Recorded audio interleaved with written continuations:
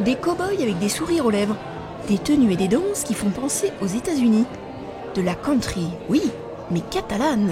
Plus dynamique, oui, au niveau de la musique, au niveau du rythme, mais il y a des très belles musiques qui sont très douces, hein. Ça ne saute pas, ça ne fait pas que sauter, hein. Le catalan, c'est comme disait David Villela, c'est de la musique country. Voilà, c'est tout. C'est tout.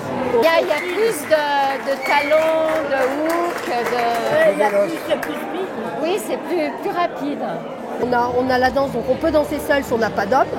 Et même si on a un homme mais qui ne danse pas, et ben sinon, bien sûr, il y a la danse en couple, partenaire. Il y a plus de femmes, mais c'est vrai que dans le catalan, c'est bien partagé. Il y a bien moitié homme et moitié femme, donc il y a quand même pas mal d'hommes dans le catalan. Il n'y a pas vraiment de différence, en fait, c'est la même chose, ça reste de la danse country. Le style catalan, c'est un style peut-être un peu plus dynamique, avec des pas différents. Et voilà, c'est vraiment quelque chose qui est venu des Espagnols.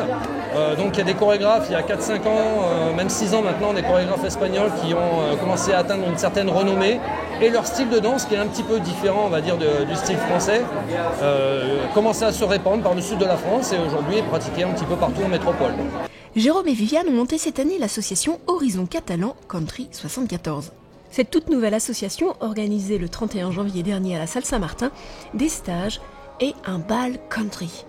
Alors ce soir, on a proposé une soirée country, toute simple, un bal sur CD, avec à l'ouverture, pendant une petite heure, 1 heure et demie, des stages de danse que j'ai essayé d'animer pour apprendre des nouvelles danses à tous nos collègues qui sont venus de loin, et nombreux d'ailleurs.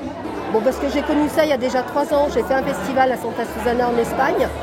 Et depuis, je vais un peu partout, à Voghera en Italie, et puis là avec Jérôme maintenant à Annecy. Parce que c'est la country, c'est ça, c'est le partage, la convivialité, l'amitié, parce qu'on rencontre plein de monde. Une chose qui est intéressante dans la country, dans la danse country, c'est que personne ne se prend la tête, tout le monde respecte tout le monde. On ne va pas se moquer d'un tel ou d'un tel parce qu'il n'y arrive pas. Au contraire, on va aller l'aider. Et ça soude vraiment les gens. La tenue idéale, bien sûr, c'est les Santiago, le chapeau, le ceinturon.